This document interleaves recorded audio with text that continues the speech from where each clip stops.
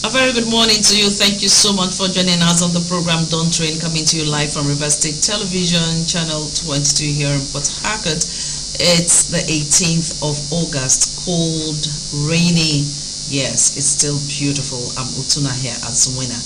And we understand how the weather is this morning, so wherever you are, if you haven't left your house, yes, I know that some persons are still waiting for the rains to subside. Just ensure that you keep yourself warm. Whatever the case, we know that this is a land of rain, and more rain, so it shouldn't be a surprise that we'll woke up to meet the rains this morning. It's a good thing. The only aspect of it we'll just pray for is that we know that NIMET already gave predictions, the forecast about flooding in several areas in the country and of course in River State. We're just hoping that it won't be so devastating. It won't make farmers lose their farmlands, lose their produce to floods, and then houses being submerged. We're just hoping, we're just praying and being optimistic that the situation won't get out of hand. And it's a good thing that River State House of Assembly, for the first time I would say, had to prepare ahead of time, met with local government chairmen that their LGAs were mentioned and they had plans, everything put in place, just waiting, just in case the situation gets out of hand. So kudos to them for doing that. But we're also hoping that it doesn't actually get to the point where people will lose their houses, will lose their property, lose lives. We shouldn't get to that point at all. We do not want what happened in 2010 to repeat itself. So we're just hoping and praying that everyone will be safe, everyone will be fine at the end of the rainy season. So do as much as you can to keep yourself warm this period, and as you move, ensure that you have something to protect yourself from the rains. Okay, it's Don't Train. Of course, we know our style. When we come on like this, we try to know the latest things, the trendy things, those major things that have been happening, and today is not an exception. We'll go through our dailies together. Of course, you're free, as it is on the program, to react to any of the headlines, anyone that is of interest to you. Go ahead and react. Our number will be, as soon as I start off with the headlines, our number is going to be displayed on your screen so that you can call us. And as you do so, please turn down the volume on your set. Better still, walk away from where the television is. Some have theirs in their sitting room, their bedroom, or you're at work already and you're calling from the office or you're calling from your business place. Ensure you step away from where the television set is, or just turn down the volume and have a proper conversation with us. Well, yesterday we talked about so much about the ministerial list. Now, not just the list, the allocation to the different portfolios and all that. Well, that is still part of what we have. We'll see that in some of the headlines, and then the other ones about palliatives and all that to cushion the effect of the removal of fuel subsidy. That too has been on the lips of Nigerians. So together, let's go through them. We'll talk about them as we run one after the other. So the first headline I have here is coming from the Punch newspaper, and this one reads, Labour falls 180 billion naira palliative, says governors will frustrate program. Labour falls 180 billion naira palliative, says governors will frustrate program. We'll talk about that when we run through the headlines from the Punch. Now, the next headline still from the Punch reads, FG begins ministers designate documentation Saturday. FG begins ministers designate documentation Saturday. Their documentation will begin tomorrow and will run till Sunday. So they have 2 days for their documentation, Saturday and Sunday, to do their documentation against Monday, because swearing in will be on Monday. So they are going to start off their documentation tomorrow. That's the ministers designate. Okay, we'll move on to the next headline, still from the Punch. And this one reads, banditry, North Central, Northwest plunge into 902 billion naira debt. Poor revenue persists. Banditry, North Central, Northwest plunge into 902 billion naira debt. Poor revenue persists. That is coming from the Punch. Now, those are the major headlines we have from the Punch newspaper this morning. All right, so we're going to talk about the first headline we mentioned from the Punch: Labour falls 180 billion naira palliatives, says governors will frustrate program. Of course, we know that yesterday our president came up to say that, okay, that's going to be a way out of the suffering. Nigerians are complaining so much, so many things are going on. Let's have something. Let's have it easy for them this period. So the story has it that the organized labor knocks the federal government for releasing a 180 billion naira palliative package to states to cushion the impact of the fuel subsidy removal. Now, Labour, NLC, and of course the TUC insisted that the governors could not be trusted. They are saying you're giving 180 billion naira to governors in Nigeria when we know how things could happen. Say they cannot be trusted, noting that politicians and not the poor would benefit from the 5 billion naira largesse. Yes, now from the 80 billion naira earmarked for palliatives for the states, 5 billion naira will go to each state of the federation. That's the arrangement there. Each state is supposed to get 5 billion naira, but NLC and TUC are afraid that the money will not get to the people that actually need it. The money won't get to the poor. The money will just be left in the hands of the politicians. And we understand this fear because this is Nigeria. Let's talk from when was that? 2020 COVID year. And the palliatives that government released that people later saw, some persons kept in their warehouses, in their private residence, and it didn't go well, their private residences, and it didn't go well with Nigerians. That something earmarked meant for everyone had to be kept by certain persons for themselves and for some of their political interests. So that is the fear that could just be a repeat of what happened then. So NLC is saying, this largesse by the federal government, 5 billion naira to each state, may not get to those that the government is intending that the money should be dispersed to. Now, of course, we know that from there too, each state of the federation is supposed to get 180 trucks of rice as part of measures to cushion the pains of the subsidy removal.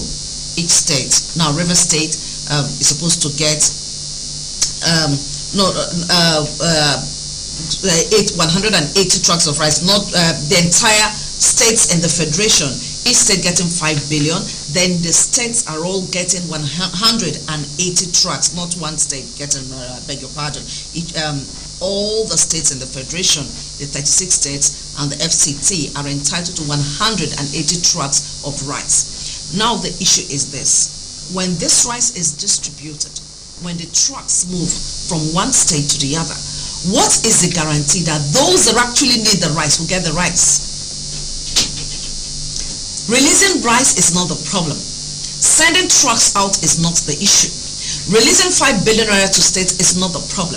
Sending money out is not the issue. Earmarking 5 billion for River State, for Edo State, for Bayelsa, for Kaduna, for Kano, for Zamfara, for Cross River, Akwa Ibom, Anambra, Ebonyi, Enugu, it's not the issue. The problem here is, will the money actually get to those that need the money?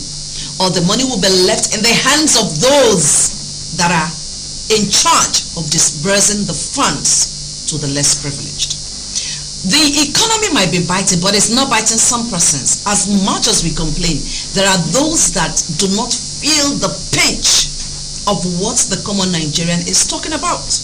So it sounds alien, it sounds strange that people are saying, oh, there's no food on their table, there's no money in the pockets, they can't even pay their fare from one point to the other, they have to walk long distances to work and business places.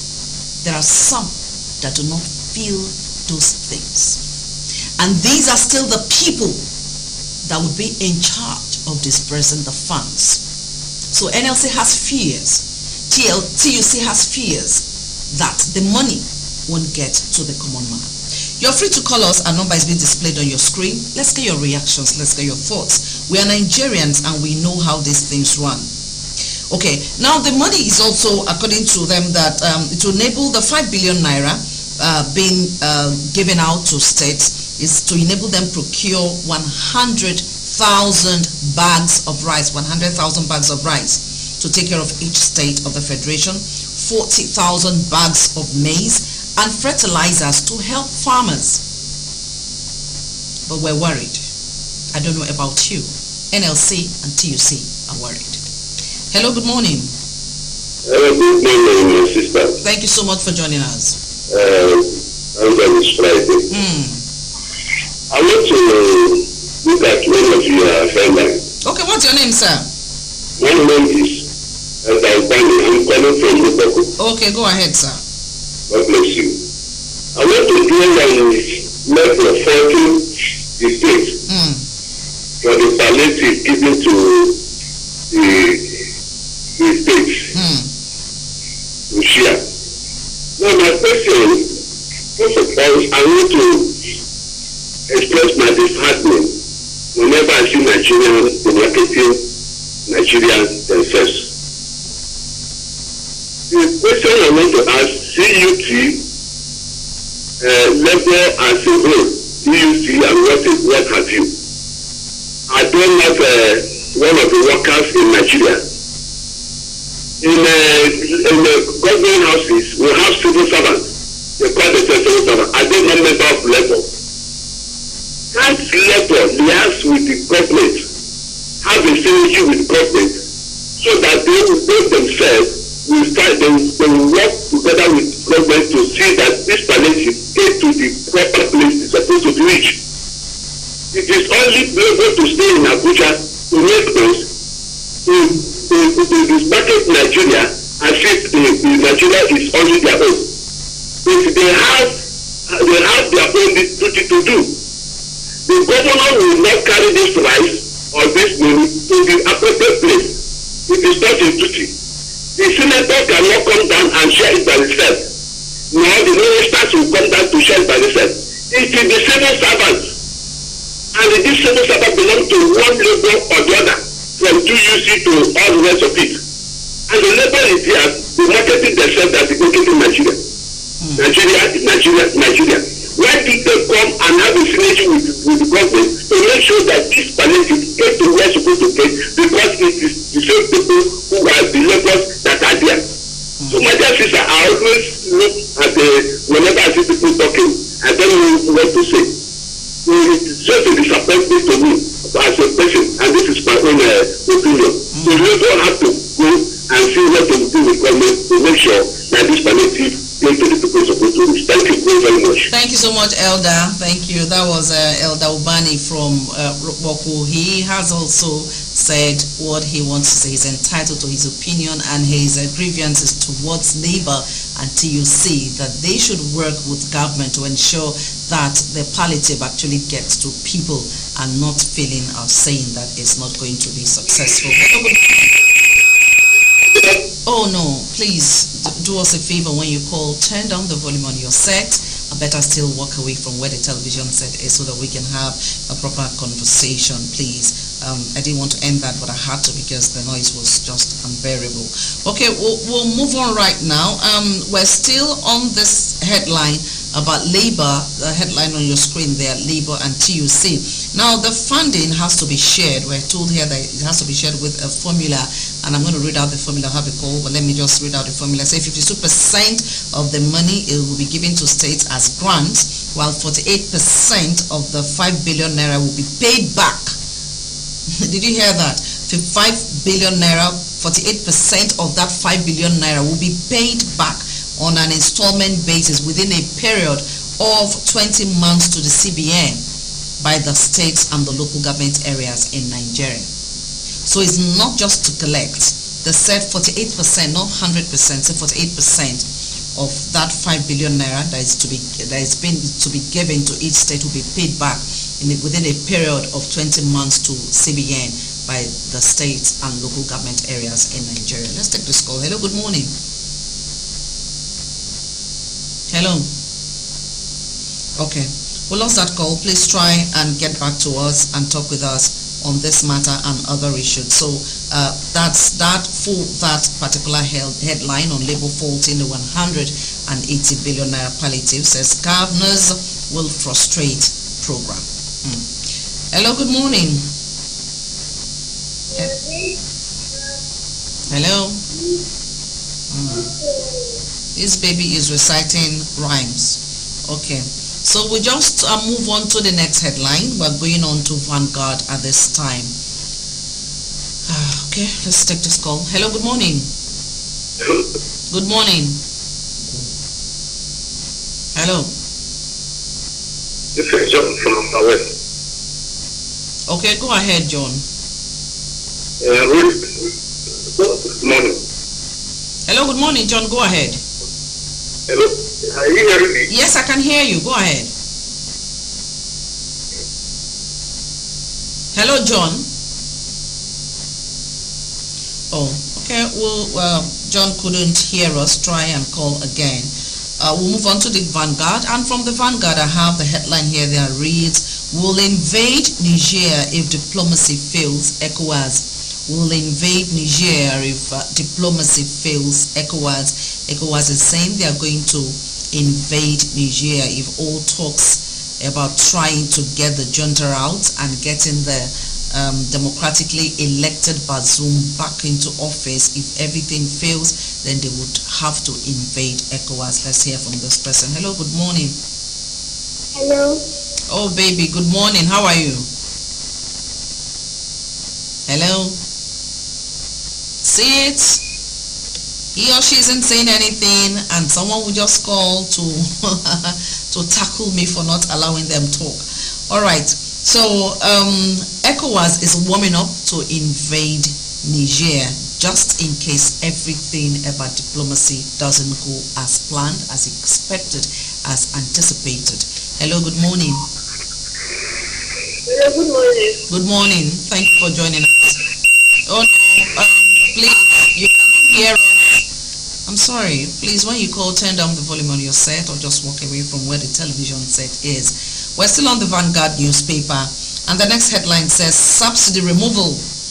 No instant solutions to Nigeria's problem." Tinubu. Subsidy removal.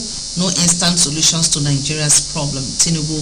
Our president has said Nigeria's problem to be taken away is not automatic. There is no instant solution. It can't happen overnight. It's a gradual thing.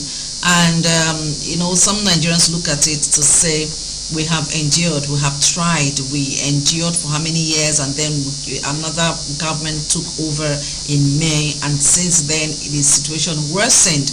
But our president is saying that it's not overnight. Solutions can't just happen immediately. Hello, good morning. Okay. Good morning. Good morning. Thank you for joining us. I'm Emmanuel. I'm calling from production. Okay, go ahead, Emmanuel.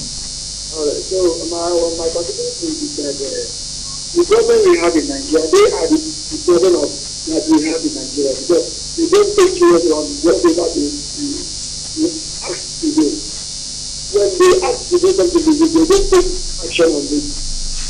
If they only not priority to the people that need it, they will not find out if this thing goes through to those people.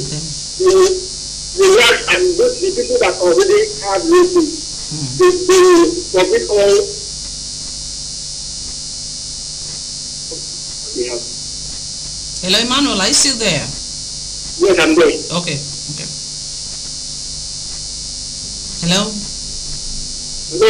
Okay. So that is all I have to do. Okay. That is all I have to contribute. Now, Emmanuel, you understand that you expect as a Nigerian, I know we expect that our leaders should be accountable. And then because of accountability, you say, okay, this person, this is what we want you to do for us. Ensure that you spread these goods, you spread this produce to certain persons, to every Nigerian, and you have given the order, you move ahead to do other things. Would you say that our government at that time didn't do enough? Because you have given instruction for something to be done, and the people that were given the instruction didn't carry out the order. So who gets the blame? I think what I'm saying, they have to support, they were supposed to go to those people that the order. Okay. All right. Thank you, Manuel, for calling. All right. So we'll have, oh my goodness, we'll have so many calls coming through. I'll take this one and then we'll have to go back to the headlines. Hello, good morning. Hello. Thank you for joining us. Your name, please, and your location. Okay, I didn't get your name. I heard you're calling from Port Harcourt, but I didn't get your name. David? Did I hear David? Nkemjika. Oh, okay. Okay, go ahead. Go ahead, please. You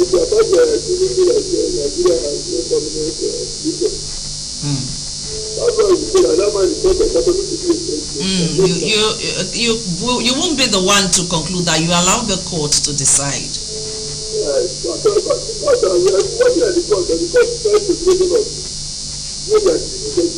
We are trying to find out something that we are going to judgment and get the right person. That is my own thing. And the one that takes to me, as for the church and the ECOWAS, and the ECOWAS decide how to work. The same thing, that will never end. All of them will get it.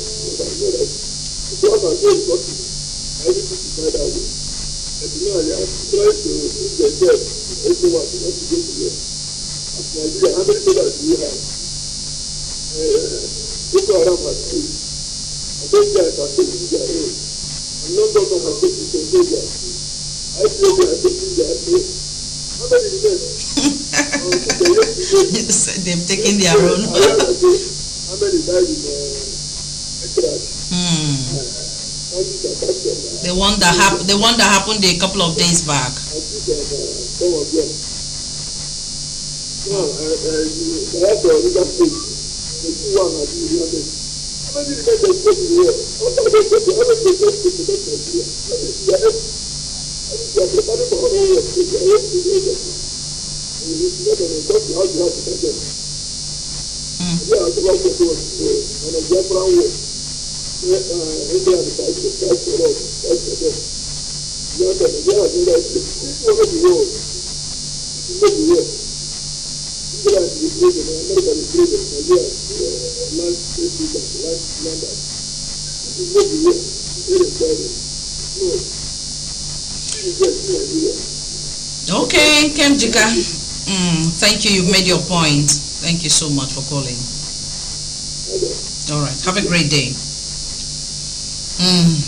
He is not in support of ECOWAS going to war with Niger. Like what he said, the war won't just end. It's going to be prolonged. You know, something you start in one day, you just see it just advancing. It keeps going 1 year, 2 years, 3 years. Look at Ukraine, look at Russia. The matter is still on. And a lot of persons are saying ECOWAS shouldn't invade Niger. We hope it actually doesn't get to that point. Hello, good morning. Oh, we lost that call.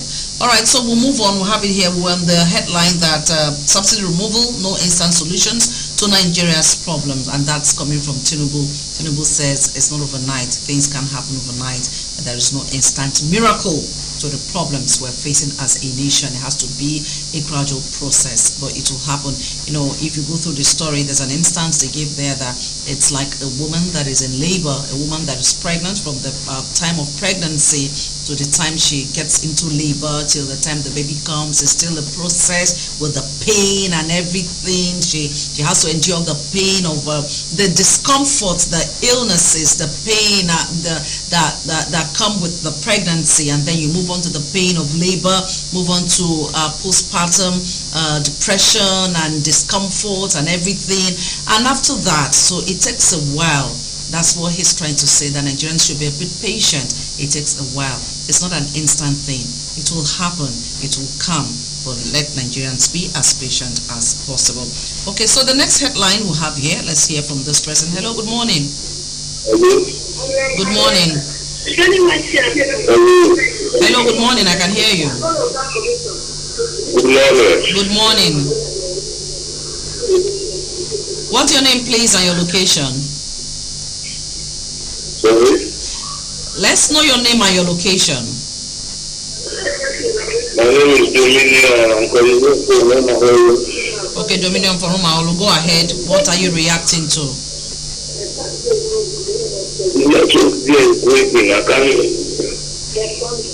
Hello, Dominion. Can you hear me? Yes, I can hear you. My name is Dominion. Okay, I got that. So, what headline, which of them are you reacting to? I'm calling about the fuel issue of the fuel. The what?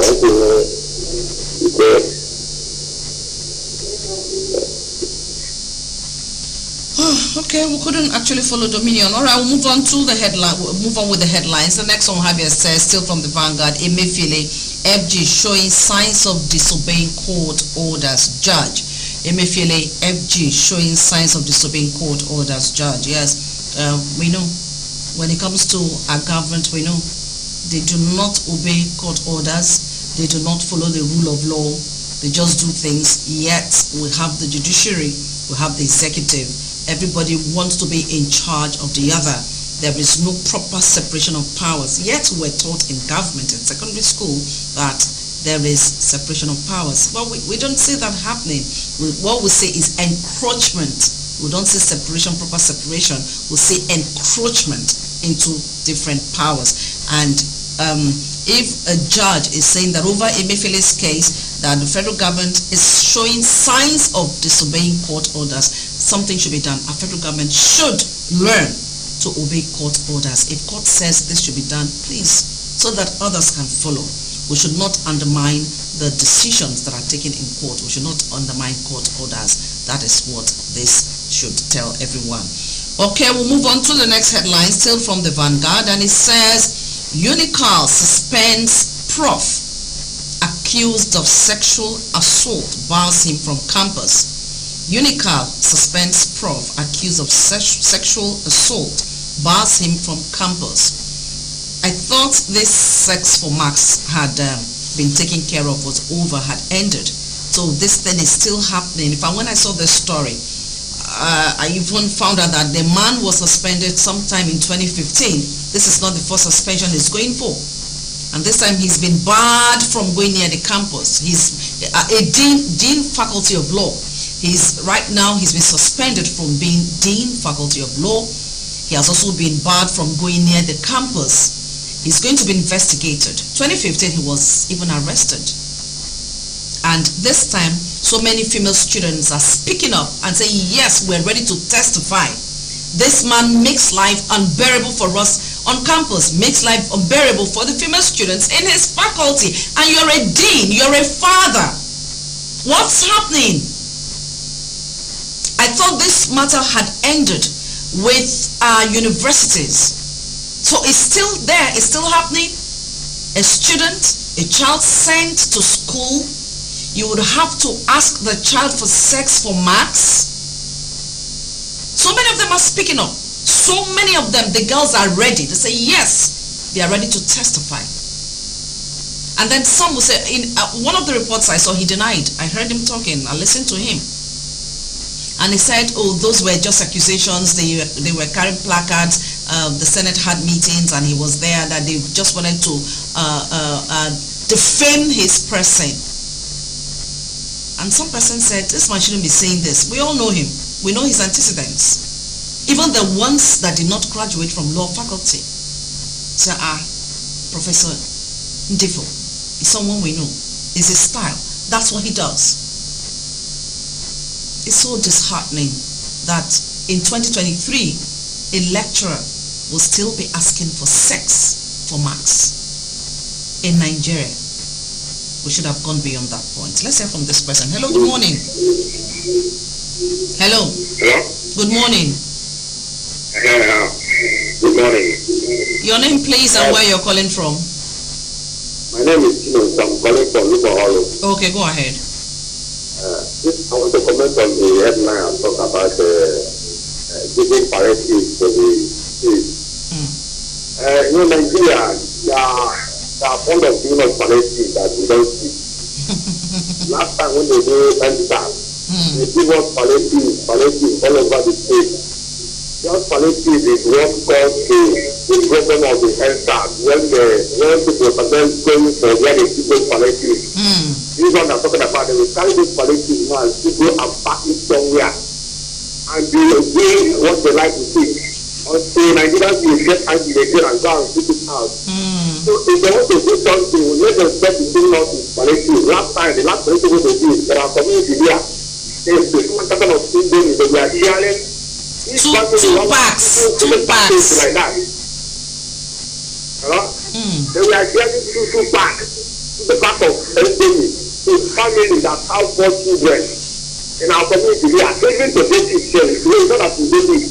We fight to get 2 packs of children who are telling one thing for a family. So let us stop between us with Palestine, sending Palestine to state. It's not working. You know that it's not working. It's not working. Let us do come out with a tangible content.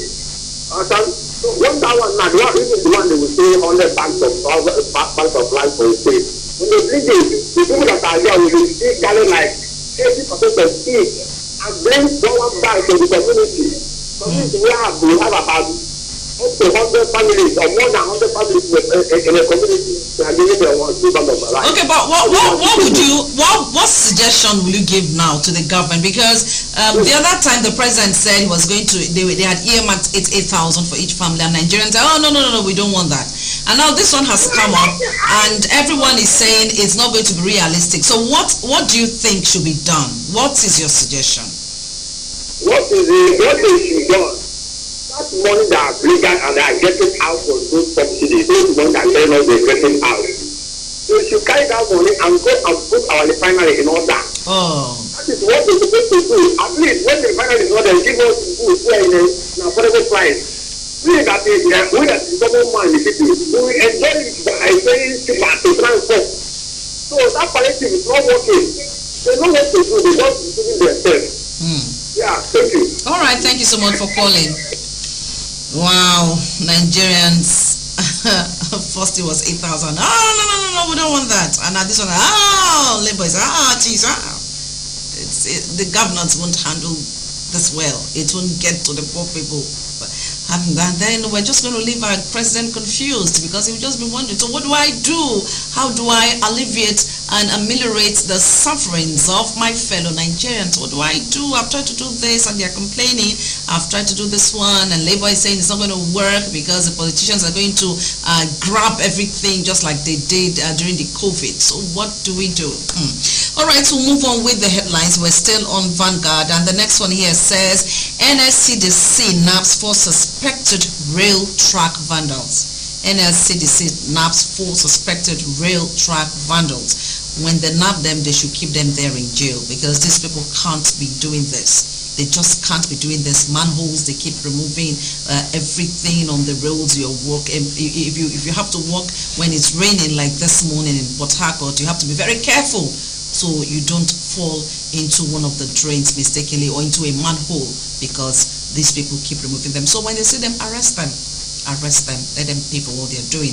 All right, because of time now, we'll just move to The Guardian, and we may not take more calls, but if there's opportunity to do so, I will briefly, but let's just move on with the headlines. We're on Guardian now, and this one is court frees Emefiele of firearms charge as co-defendant's absence stalls alleged 6.9 billion naira fraud suit. That is coming from the Vanguard. And from the Guardian, I beg your pardon, still from the Guardian, we have expect good life soon.